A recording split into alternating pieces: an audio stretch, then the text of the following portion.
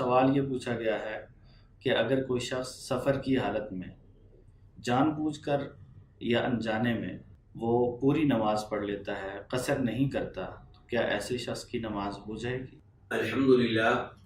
والصلاة والسلام علی رسول اللہ، اما بعد۔ سفر کے دوران نماز قصر کرنا یہ نبی علیہ الصلوۃ والسلام کی سنت ہے، یہ اللہ رب العزت کی طرف سے دی گئی رخصت ہے، اس رخصت کو قبول کرنا چاہیے۔ نبی علیہ الصلوۃ والسلام نے جب بھی سفر کیا آپ نے نماز قصر کی، آپ سے ثابت نہیں ہے کہ کبھی آپ نے سفر کے دوران نماز قصر کی بجائے مکمل طور پہ ادا کی ہو، 2 رکعتوں کی بجائے 4 رکعتیں ادا کی۔ امام بخاری اور امام مسلم دونوں روایت کرتے ہیں انس بن مالک رضی اللہ تعالیٰ عنہ سے کہ ہم نبی علیہ الصلوۃ والسلام کے ساتھ مدینہ سے مکہ گئے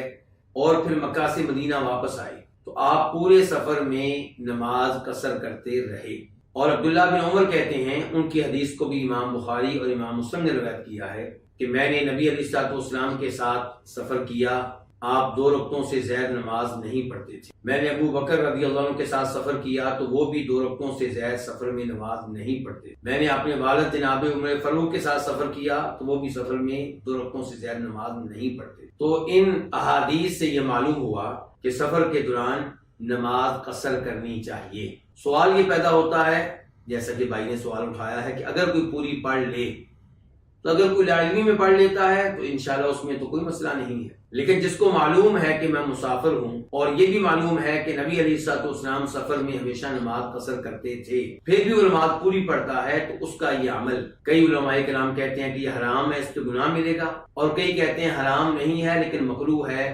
ناپسندیدہ ہے، اور کئی کہتے ہیں کہ جائز ہے، افضل نہیں ہے لیکن جائز ہے۔ افضل کیا تھا کہ وہ نماز قصر کرتا، پوری پڑھ لینا جائز ہے، اور کچھ کہتے ہیں کہ قصر کرنا یہ افضل ہے اور پوری پڑھنا مکروہ ہے، ناپسندیدہ ہے۔ تو علماء کرام کے یہ اقوال جان لینے کا فائدہ یہ ہوا کہ سفر کے دوران نماز پوری پڑھنا کوئی اچھی بات نہیں ہے۔ کچھ علماء کرام کے نزدیک حرام ہے، کچھ کے ہاں مکروہ ہے، اور کچھ کے ہاں بڑی مشکل سے جائز ہے۔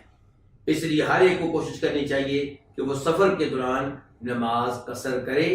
اور نماز کو مکمل کرنے سے گریز کرے، اس سے دور رہے۔ میں اور آپ جانتے ہیں کہ امیر المؤمنین جناب عثمان بن عفان نے حج کے دوران مینا میں نماز پوری پڑھائی، اور یہ سفر کا معاملہ نہیں تھا، یہ حج کا معاملہ ہے، اور حج میں آپ کی سنت یہ ہے کہ حاجی مینا میں، مزدلفہ میں، عرفات میں نماز قصر پڑھیں گے چاہے وہ مکہ کے رہنے والے، لیکن جناب عثمان بن عفان نے نماز پوری پڑھائی۔ عبداللہ بن مسعود کو اس بات کا علم ہوا رضی اللہ تعالیٰ عنہ، کہنے لگے کہ اگر میں 2 رکعتیں ادا کروں اور وہ اللہ قبول کر لے تو مجھے یہ زیادہ پسند ہے اس سے کہ میں 4 رکعتیں ادا کروں۔ ان الفاظ سے بھی آپ اندازہ لگا سکتے ہیں کہ جہاں پہ نبی علیہ السلام نے نماز قصر کی ہے وہاں پہ قصر کرنی چاہیے، اور قصر کی بجائے نماز کو 4 رکعتوں کی شکل میں ادا کرنا، اس سے بچنا چاہیے۔ واللہ تعالی اعلم۔